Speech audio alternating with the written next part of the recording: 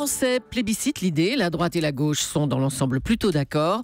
Alors faut-il rendre obligatoire le service civique pour aider nos jeunes? C'est la question qui fâche de 7h15 sur Europe 1. Et pour y répondre, je reçois Nadia Bellaoui, bonjour. Bonjour. Vous êtes présidente du mouvement associatif qui fédère plus de 600 000 associations, c'est-à-dire en gros 1 sur 2.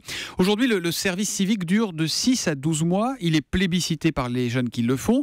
Puisqu'il fait du bien aux jeunes, pourquoi ne pas le rendre obligatoire et qu'il fasse ainsi du bien à tout le monde ? Le service civique fait du bien aux jeunes précisément parce qu'ils ont décidé de rendre un service à la nation. Ils en sont parfaitement conscients. Vous savez, on n'a pas idée de remercier quelqu'un pour un service qu'il n'a pas choisi de rendre.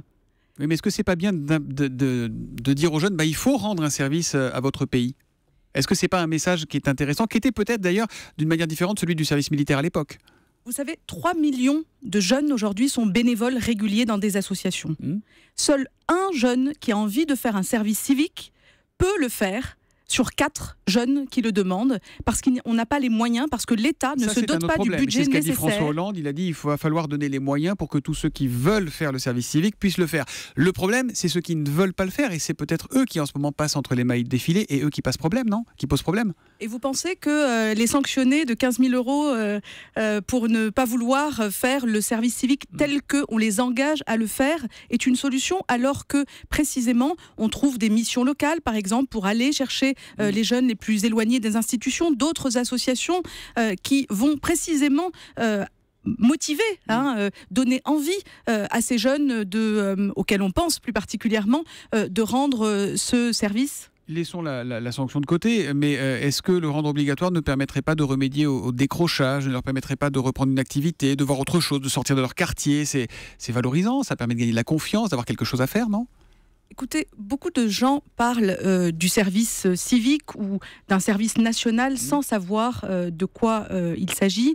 Les associations accueillent 80% des jeunes qui aujourd'hui font leur service civique. Ce que je peux vous dire, c'est que en effet, cela concerne tout le monde, tous les jeunes, tous les types de jeunes, toutes les catégories sociales s'y retrouvent précisément parce que c'est un bon compromis entre un encadrement et de la liberté. Mais encore une fois, si c'est aussi formidable que ça, pourquoi ne pas le généraliser ? Pourquoi ? Le service civique, on va dire très clairement ce que c'est. Créé en 2010, il permet à des jeunes qui ont entre 16 et 25 ans de s'engager pour 6 à 12 mois dans des missions d'intérêt général, éducatif, social, donc auprès des associations ou de collectivités. C'est donc sur la base du volontariat et c'est payé 573 € net par mois. Ça, c'est ce que c'est aujourd'hui.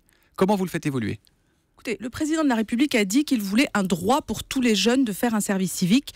Je crois que c'est ce qu'il faut faire, un droit, et ensuite faire en sorte que le bouche à oreille fonctionne et que le service civique devienne incontournable. Faisons confiance à nos jeunes, ils savent très bien faire connaître les bons plans.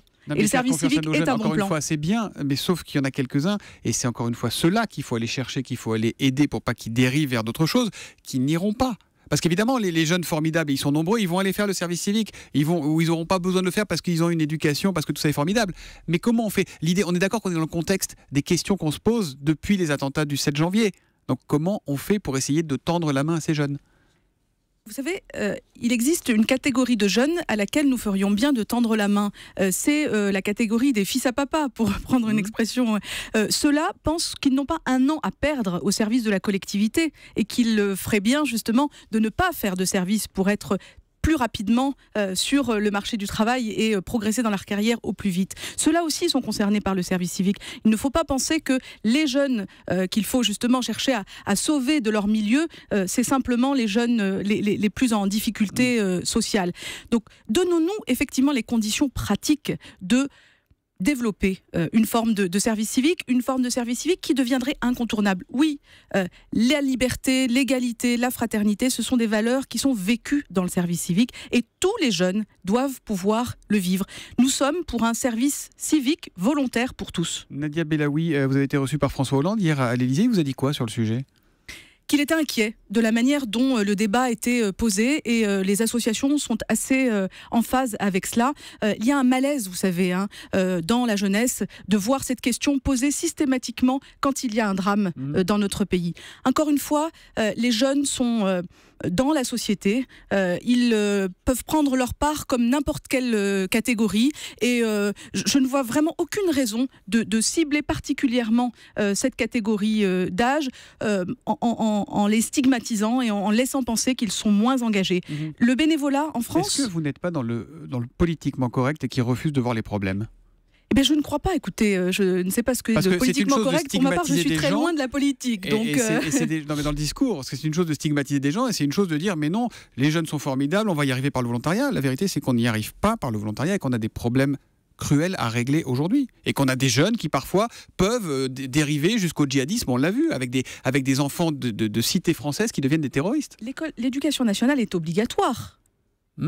Ça n'empêche pas qu'elle ne réponde pas à toutes ces promesses. Hein. Ce n'est pas parce que l'école est obligatoire que tous les enfants réussissent.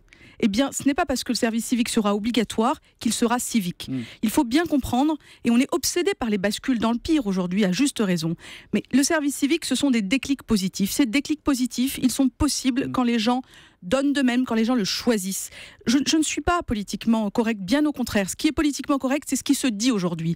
On a un problème, donc on va trouver une solution simple qui va s'imposer à tout le monde. Ça ne marchera pas. Ça marchera, la généralisation du service civique, si elle est progressive, si elle implique les jeunes et si on garde ce juste équilibre entre un encadrement et de la créativité, de la liberté de choisir. Nadia Belaoui, est-ce qu'hier François Hollande vous a parlé de cette rumeur, l'hypothèse d'un référendum pour adopter rapidement un service civique obligatoire pour les jeunes ? Ça a été plutôt démenti, mais il vous en a parlé à vous, les yeux dans les yeux ?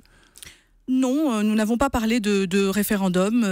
Ça serait pas une bonne idée, ça, finalement, de laisser la parole aux Français sur une question pareille ? Ce qui est sûr en tout cas, c'est que si on a l'intention de sanctionner des jeunes à hauteur de 15 000 € parce qu'ils ne le feraient pas à leur service national républicain, je n'ai toujours pas bien compris ce que c'était, alors il faudrait questionner la population bien sûr. Merci Nadia Belaoui d'être venue en direct sur Europe 1 ce matin. Vous êtes, je le rappelle, la présidente du mouvement associatif qui fédère plus de 600 000 associations dans le pays. Merci, bonne journée à vous. Merci à vous.